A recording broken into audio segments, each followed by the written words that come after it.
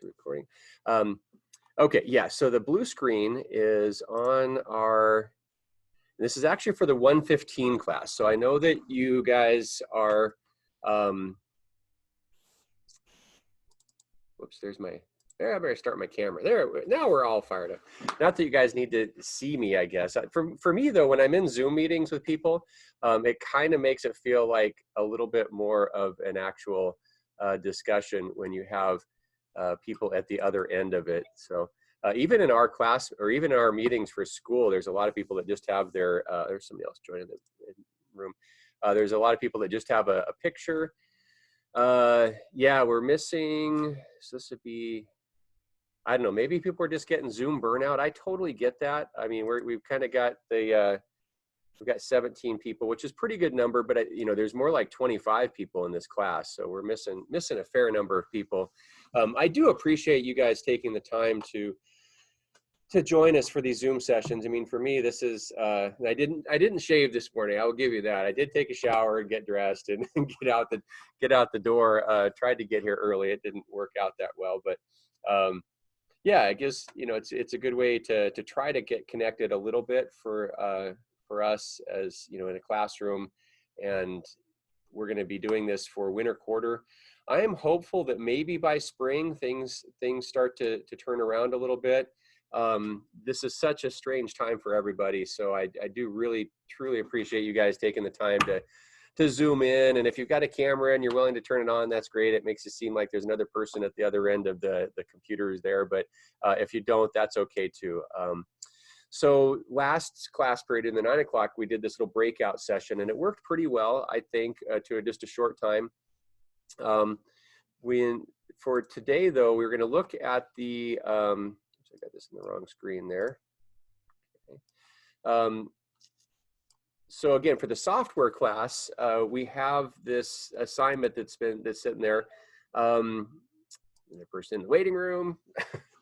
Come on in, everybody. Come on into the Zoom room here. So they're just now joining. So the assignment was basically just kind of an open-ended discussion that's, and the book kind of walks you through some of these scenarios as well. There is a funny section in the book too that talks about, you know, how to talk to people when they're if they're having a computer problem. If you're an IT person, sometimes you will have to go, you know, to their office, or to, depending on the scenario of how. Now these days, with everybody working at home, a little bit different. Telephone tech support. My mom just called me the other day, and you know, her internet's not working, blah blah blah. So guess what the fix was for my mom's system? It's the classic. Turning it off and turning it back on again. Perfect, right? Yes, exactly. Again, if you haven't seen the IT Crowd, watch at least the first couple episodes of the IT Crowd. I think it's on Netflix. But yeah, it was classic. So they're like, they get these phone calls. They get, oh, hello IT. You know, have you tried turning it off and on again yet? Because they're British, and that was my bad British accent. So I told them, I walked my mom through. So first I had to describe to her what the router was. You know, it's in her room where the computer is. I said, okay, it's the little blue box with the, you know, the antennas sticking up, and it says, oh, the little plastic things look like antennas. And I'm like, yeah, okay. So then I had to, and then it does have a power button on the back, but I figured it was easier just to tell her to follow the power cord. And then I'm like, no, not the one that's yellow, the black one. Follow the power cord to the wall, and there's a, you know, pull that box, you know, pull the plug out. And so I just had her basically reboot the router and then go to her computer, and because she never restarts the computer, she leaves the computer on 24/7. So I got lucky on that one. She'd already had a tech support call into my brother-in-law to try to get him to come down and fix it. But so yeah, turning it on and off again solved the problem, because she never reboots the computer. I do have it set to do updates, but okay, so so long story short, yes, I did not have to log into TeamViewer, and I wouldn't have been able to log into TeamViewer because I didn't have an internet connection, right? That's what she was calling about, is that her internet quit working, and so yeah, rebooting it worked. Brody says he loves that show. Yeah, even if you're not a tech person, it's actually pretty funny anyway. So yeah, the IT Crowd, a lot of times in the classes, we'll watch one of the first episode of that just for fun, just as a break. But it's And then Josh. Okay. All right. So, at any rate, I'm going to share the screen real quick. We're going to look at the computer troubleshooting discussion. It was just sort of a general, basically, if you're in IT, you get a call from the help desk. The user says that they got this funny blue screen on their login after they log in, and this is exactly what happened to me. I logged into the computer. I was using it for a little while, and I haven't. The computer has been idle for a long time. It hasn't been used for quite a while until fairly recently, and I got this blue screen of death, which is kind of weird. And the one that I got was the one that I just had on my screen, which I will show for you guys again here.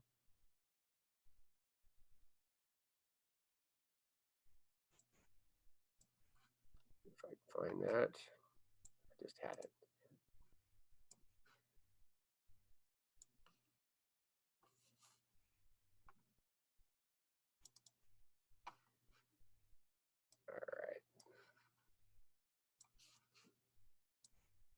So if you didn't see it at the beginning of the class, this is the blue screen that I got, and not the entire one. I just took a picture of the relevant part there, and if you can see, it's kind of hard to see at the bottom.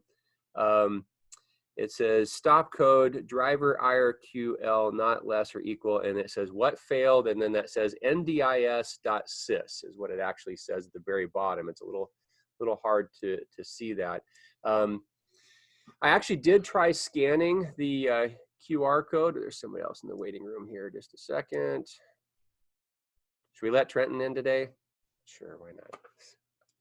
The other goofy thing about the Zoom stuff, I feel like a few of you, I can put a face to the name a little bit if you've got a picture or camera or whatever, but it's a little different than obviously being in the classroom. I like being in the classroom. I would bring in, we're not technically supposed to, but I bring cookies in once in a while, and we'd talk before class and stuff. So, it's hard to get to know students when you don't have them in the classroom. So I feel like it's anyway, hopefully things turn around and we get to all see each other in real life at some point.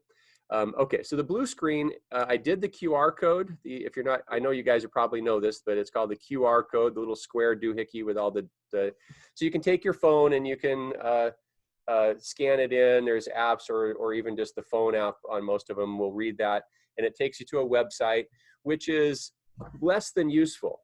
Usually if you click on the link or go to the website or whatever, it's fairly generic. And that's what it was for the ndis.sys from Microsoft. Now, when I Googled it, I got some other answers going from Googling it, but it still wasn't, it was a pretty general thing. So the blue screens can be difficult to diagnose. I mean, it can be caused by a hardware issue. It could be software, drivers issues, Windows corrupted files. It can be caused by hardware getting hot. So maybe if the computer, it may be starting to think, I haven't looked inside the case in a long time. It's been sitting under the desk.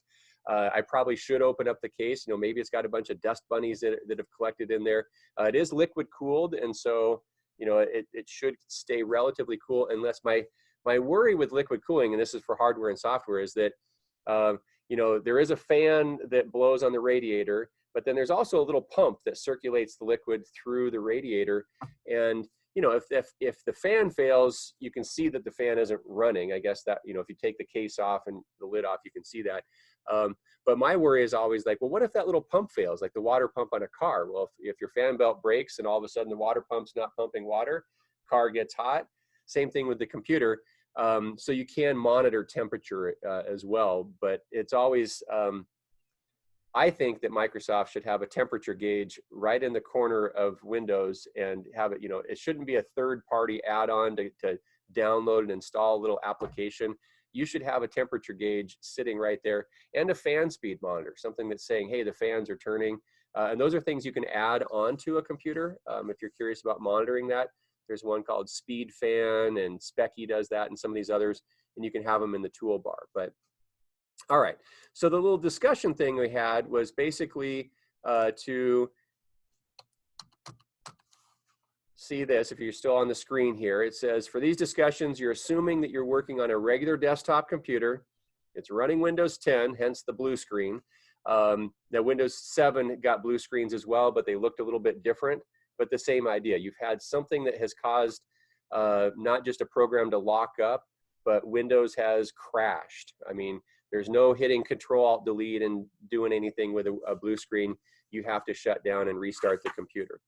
Okay, so you get a call from the help desk. The user says their computer has this funny blue screen shortly after they logged in. They have tried rebooting it, so and the blue screen is coming back.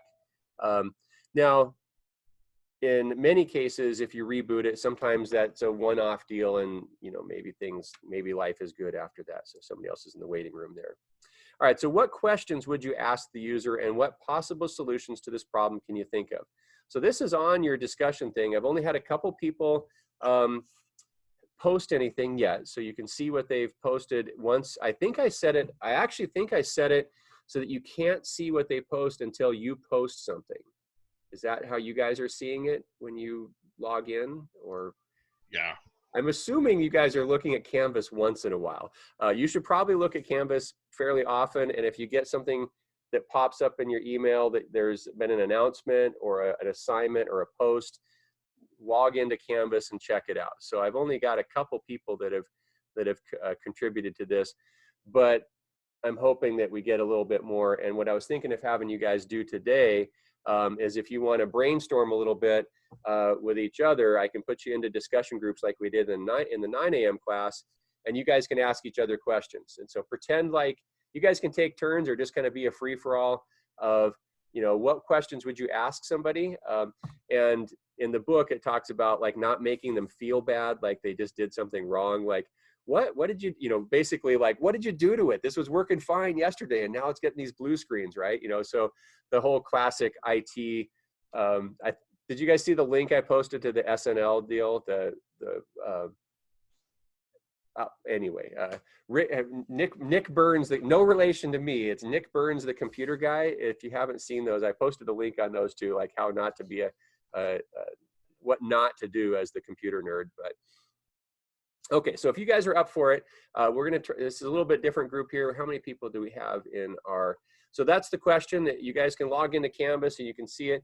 What I'm hoping also with this is that if you were unsure about this assignment, maybe you'll get some ideas from other people about questions that you would ask somebody. So how would you ask the question?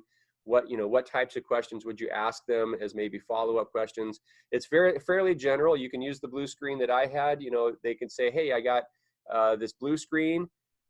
What's on the blue screen? Did they, can they take a picture of it and send it to you? Whatever, So what kind of questions would you ask, and kind of write this up?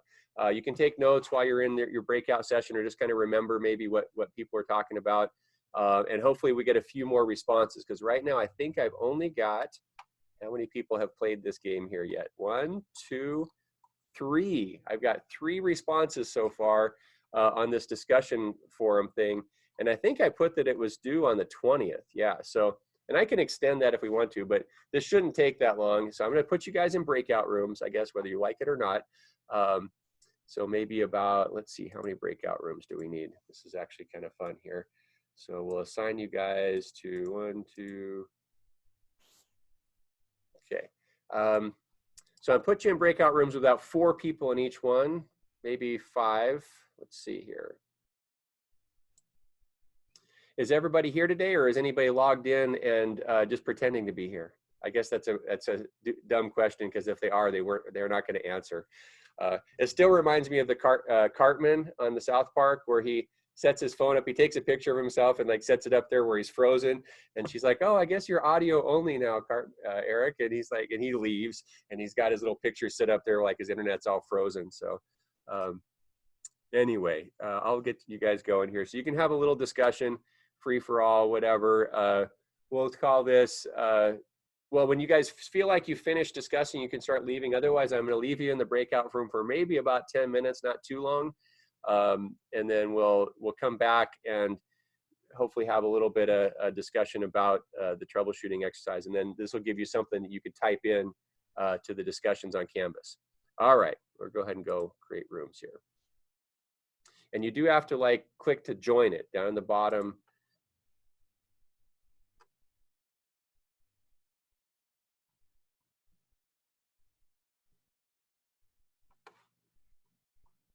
Okay. Am I not doing it right? Where's it? Oh, there you go. So you should have something to say you're joining it at on your screen somewhere.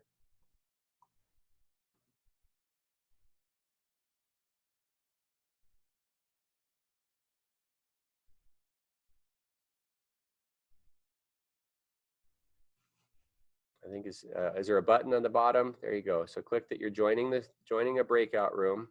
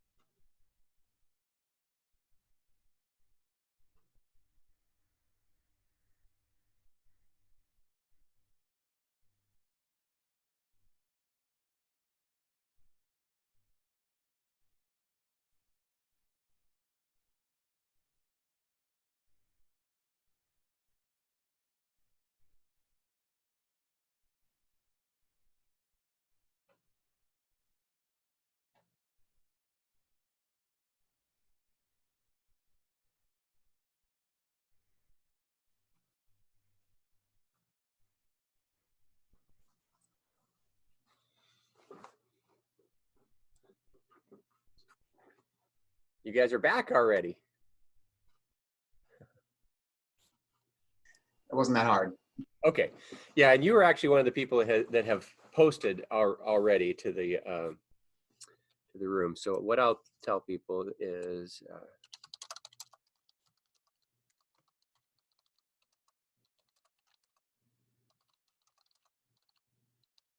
I'm never sure how much time to give people. Sometimes if it's depends on the topic, I guess, for discussions, whether it's something that'll generate a lot of discussion or just a little bit. So I was trying to encourage people to get a few more ideas, and then maybe because like I say, I've only had 3 people fill out the discussion form there. Maybe they didn't realize it was there.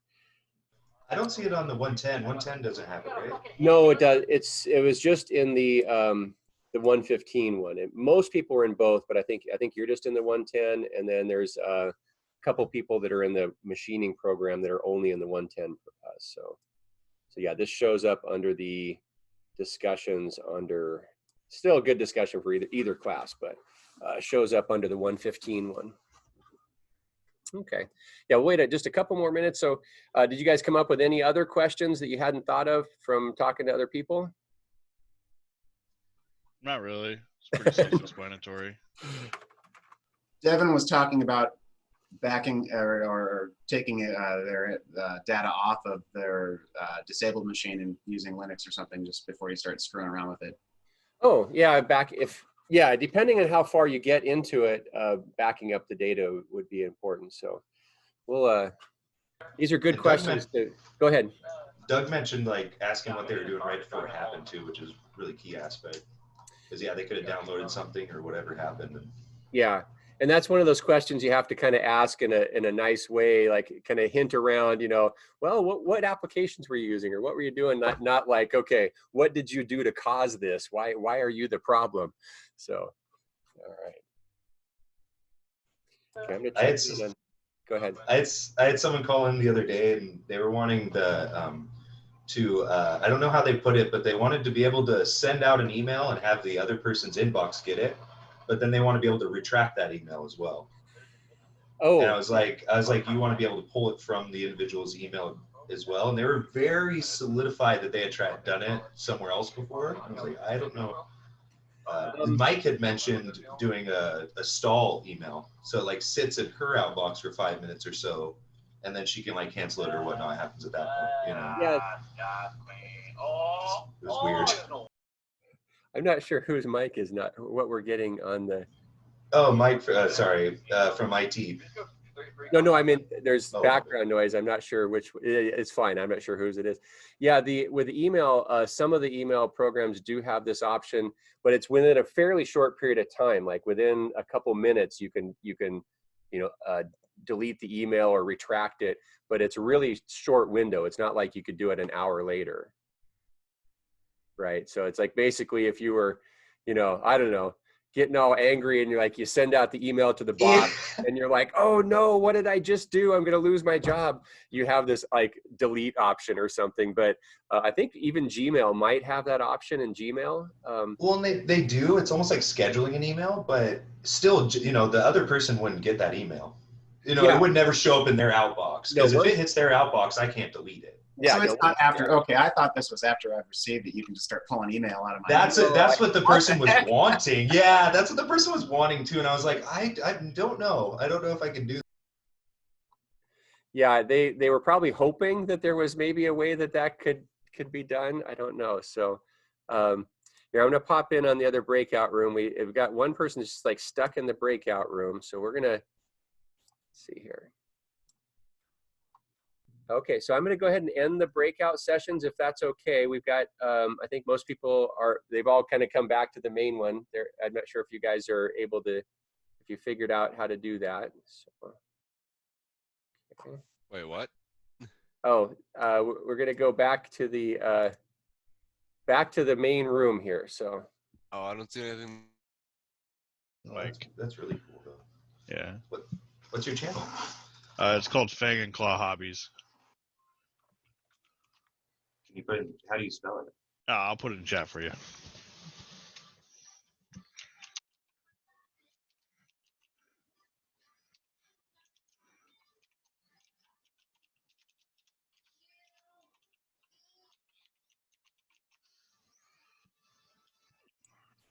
So it gave me the option to close the breakout rooms, but it gave them a 1-minute warning. But then there's somebody that's just stuck in the breakout room. I don't know if they're just not figured out how to leave it on their own or what's going on.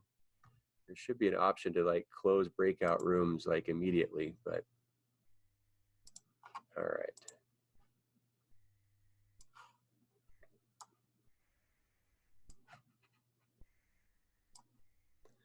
Fang and Claw Hobbies, what's that? Oh, I was telling Devin my Twitch name, my channel, because we were talking while you were gone. That's okay. Yeah, I encourage any kind of classroom participation we can get. I'm all for it. So, All right, let's check on that breakout room. It's okay, so we can get rid of that, I think. It looks like, I think everybody's back in the main room. All righty. So like I said, we were having a little bit of discussion about your troubleshooting stuff. So did anybody come up with any other thoughts for during our breakout sessions?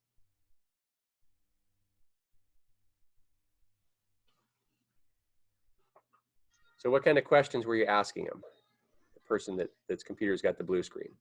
Just, pretty much like ask them, nicely, obviously, like what were they using or doing prior to the blue screen, and then making sure to check the network or the error code or whatever if it gives you an error, and then like Google it, Okay. But I mean, that's pretty much what I think. That's all you can really do. Yeah. So, and there's a little difference if you're on the phone with somebody versus being in person. But yeah, if you're on the phone with them, I think those are good questions to kind of politely ask. Have they made any changes to the system recently? Added or removed any software? Like Devin was asking, like, what were they doing, like right when this happened? If they can remember kind of exactly what they were doing. And if it's happened more than once, what would you ask them if it's happened? Does it happen every time, or can they recreate this problem? Right, what do you, so how would you ask them, or what would you be expecting? Whoa, chair's popping loose on me. What would you be expecting if they said that it happened every single time? Tell them the computer's ruined and sell them a new one. Yeah. So if it's happening every time, you might be able to kind of figure out, okay, is it when they boot up the computer and then try to launch a particular application that it happens? So you can try to troubleshoot it a little bit that way. So depending on, so what are your solutions? What do you think you might have to do to fix something like this? In like the NDIS.sys one? Or that one in particular, or just kind of in general, like what would your next step be if this was happening kind of repeatedly on a computer? What would you start thinking about doing? I'd ask them if they could get to the power cable to the computer. So hopefully they could pull the power cable and hold the power switch and maybe clear the CMOS. Okay, maybe so that might help a little. So doing a hard reboot, like really get to shut down. And that's something they could, like, because if we're over the phone too, I might not be able to go to them directly right then. So hopefully they can pull that off, and maybe that does a little something for them. Hopefully a safe mode into Windows would help too. Yeah, so remember with Windows 10, if it doesn't like boot up properly, it's like 3 times in a row, it'll try to automatically go into that advanced boot options menu, and then they could maybe choose safe mode with networking. So if you guys were able to actually go to the computer, like let's say it's an office building and you're like, okay, let's go up to the 3rd floor, and kind of like on the IT crowd. Have you seen the one where they set, anyway, never mind. He's like working at the computer, and like she's like, oh, what did they, were they nice to you? And she said, no, they set a cup of tea on me. And he turns around, he's got the ring, anyway, he's got the ring stain on the back of his, so if you can actually go to the computer, what kind of thoughts would you have if you actually have physical access to it? You can touch the keyboard. Disconnect any like non-essential hardware, like a second monitor or printer or something. Okay, yeah. So strip it down a little bit. Would you want to start maybe thinking about trying to do any kind of data recovery, or like what would be the possibility, or is this kind of, are you kind of figuring that out yet? I guess you could just. I don't know if I'd resort to. Oh, go ahead. I don't know if I'd resort to data recovery right away. Just Yeah. because there's other options, and that could take some time. That could be used, doing something else maybe that would fix it. Right. Yeah. So it's possible. Like I say, if if you can boot into safe mode, then that might give you the option to connect like a USB hard drive or whatever. If you're thinking that something's failing, that's a tough one. Like, do you, like you're saying, do you spend time trying to back up data, or do you spend some time trying to figure out if you can get Windows to to behave normally.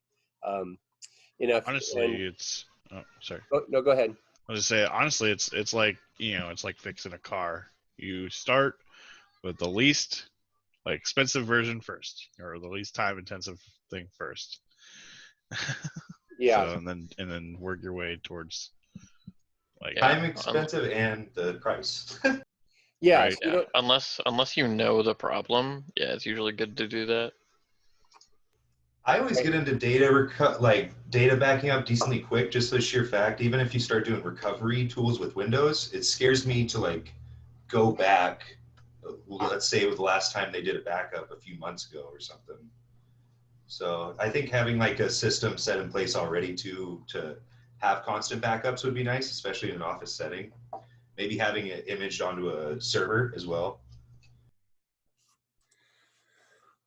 But that's almost pre, you know what I mean, pre of this problem. That would be strategies put into place beforehand. Right. Yeah, for sure.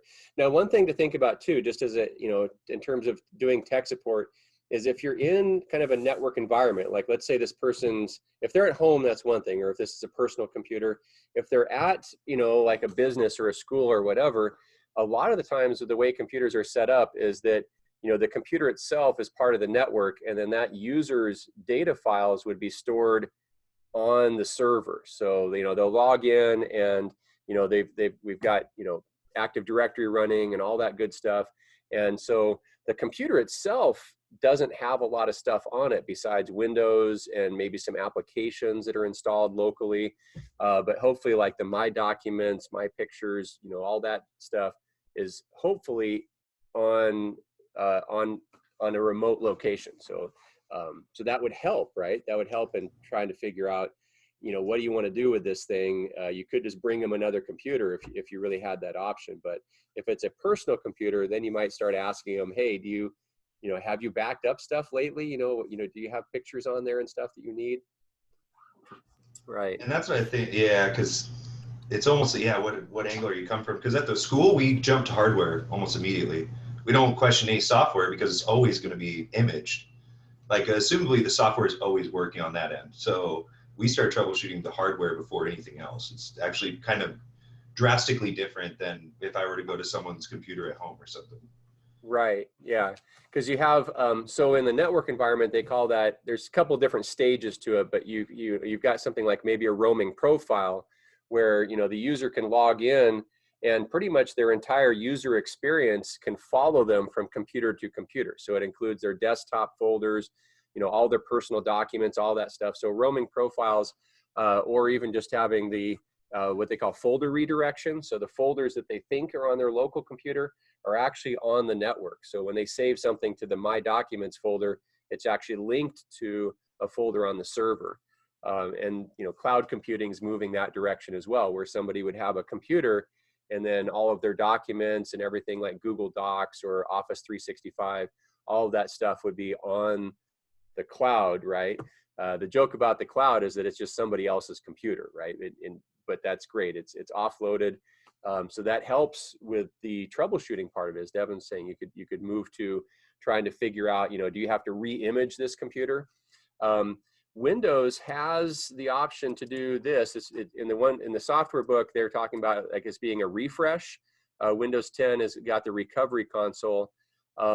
One thing to keep in mind if you're reading through that chapter or just looking at this for your own use, is that when you go to reset your PC,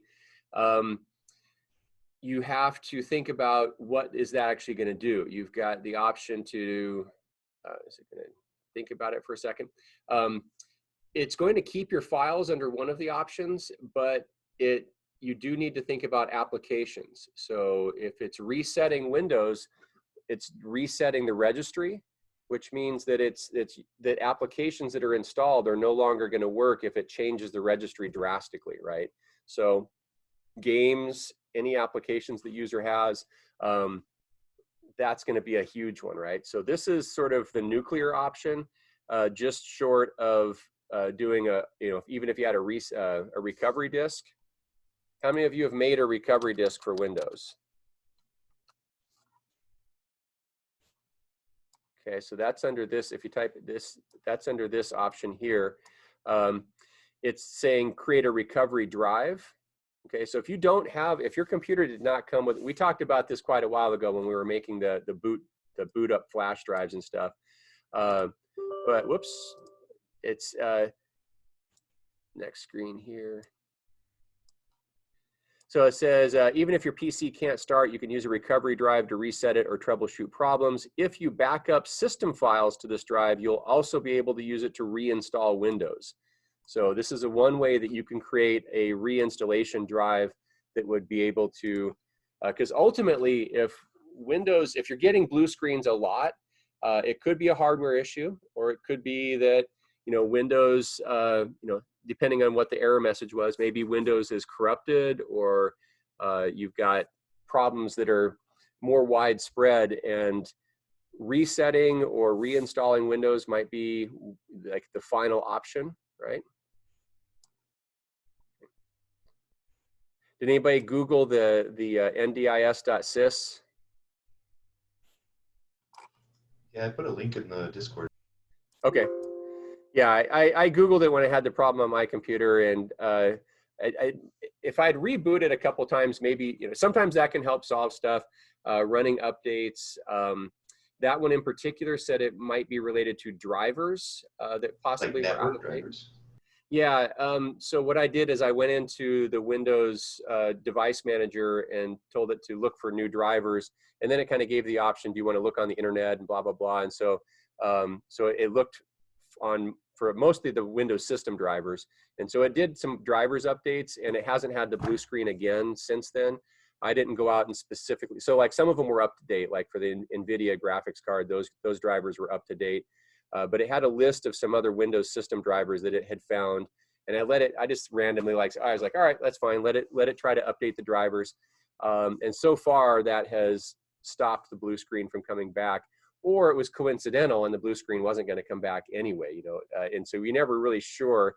But the error message on the internet did say something about drivers, either incompatibility or out of date drivers of some sort. Get rid of that. Cancel. I don't want to reset my PC accidentally. Okay, so yeah, if you're reading through the book, the reset option is pretty big. I have used it before, but that's when you guys would want to be looking at backing up stuff. Even if you choose to keep your files, I don't trust that necessarily the computer is going to be able to recover completely. I have had recovery options fail where the computer doesn't boot up properly.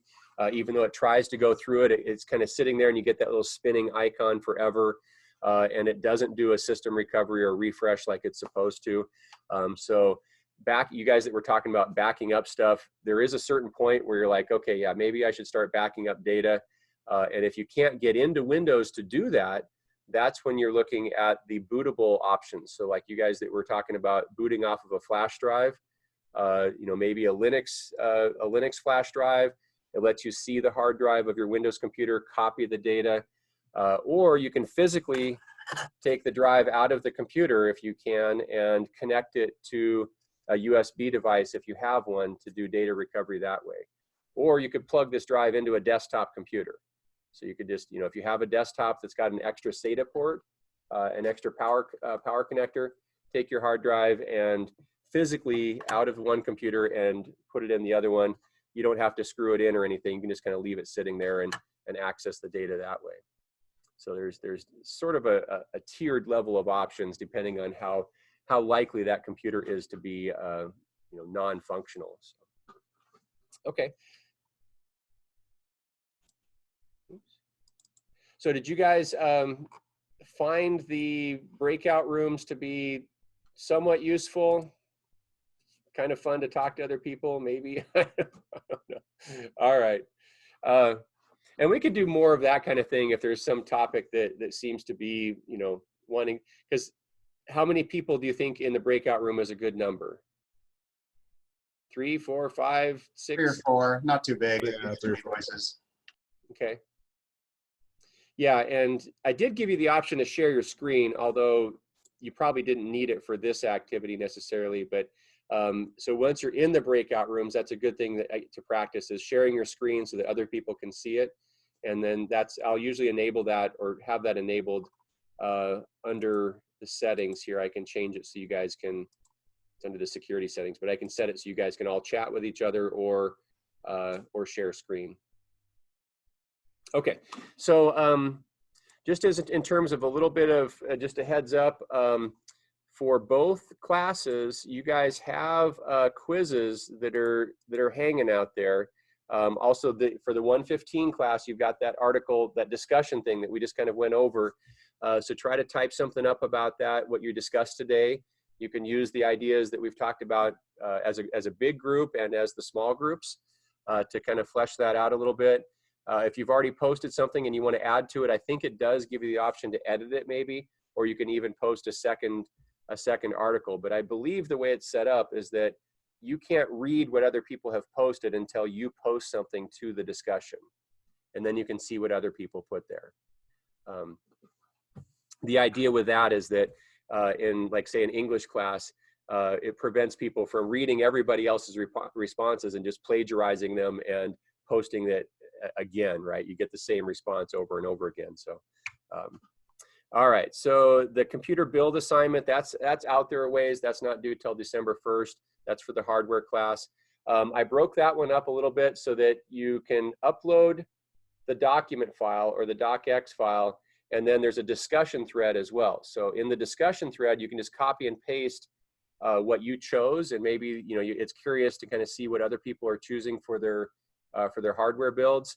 And we'll talk more about like coming up in the chapters like hard drives and stuff like that. So so you can kind of start thinking about that, but you don't have to worry about typing something up just yet. A few people have, but and then you've got a quiz for 6, 7, and 8, and that's due December 2nd for the hardware class.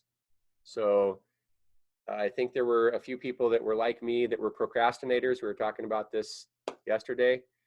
Try not to procrastinate too much. Also, you guys that have been looking at both of these books, you'll notice that that networking chapter looks suspiciously similar, right?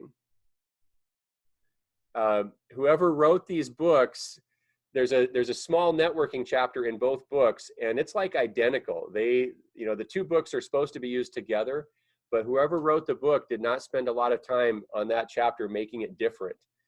So I was making up the quiz for you guys, and the questions were like identical, and I thought I was losing my mind. I was like, did I already give them this quiz or give them these chapters? And no, it was actually just the other book is using the same exact stuff. So you guys that are in both classes, I think you'll find some of the questions, and I tried to filter some of those out so you didn't get like doubled up on them, but there's still a couple questions that are identical. So that should make that test a little bit easier. Is if you got it right once, you get it right twice. I guess if you get it wrong once, then you're going to get it wrong twice. But okay, so that's my short story is do your quizzes, do them a little bit at a time. Don't procrastinate until December 2nd. That's going to come up a little bit. We've got a couple weeks there, and I put that date out there quite a ways. But don't wait until the very end to do it, because right after that, we've got finals weeks coming up pretty quickly on the 8th, 9th, and 10th, right? So you'll have another short assignment for the final, but I can't spread those out too much, right? So if you have 8th, 9th, and 10th, basically your finals are all on the same days. So you won't be able to have them staggered too much. And I'll try to make your finals shorter for that reason, because you don't need to have like, I don't know, 100 questions for each class, and they're all due on the same day. So, all right, questions from you guys?